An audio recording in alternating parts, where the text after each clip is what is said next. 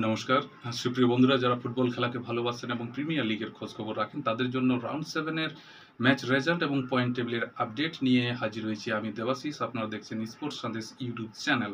তো টুর্নামেন্টের শিডিউল অনুযায়ী প্রথম ম্যাচটি অনুষ্ঠিত হয়েছিল এএফসি বোর্ডমন্ড ভার্সেস ফুলহামের মধ্যে 4 তারিখ স্টার্ট। সেখানে ফুলহামের এগেনস্টে কিন্তু বোর্ডমন্ড যথারীতি ৩-১ গোলের ব্যবধানে নিজেদের ঘরের মাঠে পুরো পয়েন্টটাই নিজেরা তুলে নিয়েছে। অপরদিকে দ্বিতীয় ম্যাচ অনুষ্ঠিত হয়েছিল টটেনহাম ভার্সেস লিডস ইউনাইটেডের মধ্যে। লিডস ইউনাইটেড একটা চ্যালেঞ্জিং ফুটবল খেললেও কিন্তু টটেনহামের কাছে শেষ মুহূর্তে তারা পেরে ওঠেনি। অপরদিকে তাদেরকে খোয়াতে হয়েছে ৩টি পয়েন্ট, অর্থাৎ টটেনহাম যথারীতি সম্পূর্ণ পয়েন্টটি পেয়েছে। অপরদিকে ম্যানচেস্টার ইউনাইটেড ভার্সেস সাদারল্যান্ডের মধ্যে খেলায় দুর্দান্ত পারফরমেন্স দেখেছিলাম এবং ডেফিনেটলি ম্যানচেস্টার ইউনাইটেডের ফ্যান্সদের কাছে একটা স্বস্তির নিঃশ্বাস। আপাতত তারা সম্পূর্ণ পয়েন্ট নিয়েছে নিজেদের ঘরের মাঠে সাদারল্যান্ডের এগেনস্টে ২-০ গোলের ব্যবধানে জয়লাভ করেছে।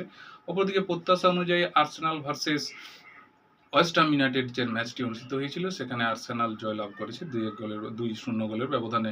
অপরদিকে প্রিমিয়ার লিগের এই সপ্তাহের ব্লকবাস্টার বলতে পারেন এবং বিশেষ আকর্ষণ বলতে পারেন world cup champion Chelsea versus গত ডিফেন্ডিং চ্যাম্পিয়ন লিভারপুলের মধ্যে হয়েছিল। সবকে চমকে দিয়ে এখানে কিন্তু চেলসি জাস্ট ইনজুরি টাইম বলতে পারেন বা শেষ মুহূর্তে একটা গোল আদায় করে নিয়ে এখানে কিন্তু ২-১ গোলের ব্যবধানে লিভারপুলের এগেনস্টে জয়লাভ করেছে।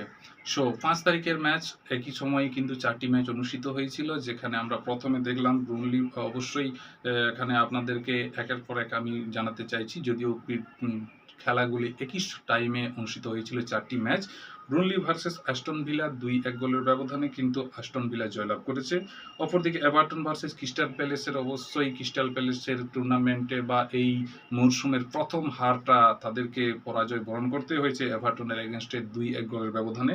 অপরদিকে নিউক্যাসল ইউনাইটেড ভার্সেস নটিংহাম ফরেস্টের মধ্যেকার ম্যাচে কিন্তু নটিংহাম ফরেস্টকে এখানে ২-১ গোলের ব্যবধানে হারিয়ে গিয়ে নিউক্যাসল ইউনাইটেড সম্পূর্ণ পয়েন্টটা নিজেদের তুলে নিয়েছে। অপরদিকে ওভাল ভার্সেস ব্রিজটাউনের ম্যাচটি ১-১ গোলের সমতায় পয়েন্টটা ভাগাভাগি হয়। অপরদিকে লাস্ট ম্যাচ আমরা দেখতে পেলাম ম্যানচেস্টার সিটি ভার্সেস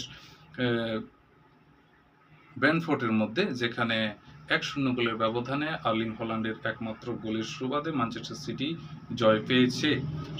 এই মুহূর্তে আপনাদের কাছে খেলার রেজাল্ট এইরকম, কিন্তু এই খেলার রেজাল্টের এদিক সেদিক কী পরিবর্তন, পয়েন্ট টেবিলের কী পরিবর্তন হয়েছে এবং কোন দল টেবিল টপার হিসেবে রয়েছে এবং লাস্ট ১০ নম্বরে কোন দল রয়েছে সেটার দিকে খানিকটা নজর দিতে চাইব। অবশ্যই এখানে বলতেই হবে আর্সেনাল টেবিল টপার হিসেবে রয়েছে, তারপরেই রয়েছে লিভারপুল, সঙ্গে টটেনহাম, তারপরে রয়েছে এএফসি বোর্ডমন্ড, অপরদিকে Manchester city, crystal palace, Chelsea, Everton এবং সাদারল্যান্ড। পরবর্তী আপডেট পেতে অবশ্যই ফলো করে থাকবেন স্পোর্টস সন্দেশ ইউটিউব চ্যানেল। সঙ্গে সকলে ভালো থাকবেন। শুভরাত্রি।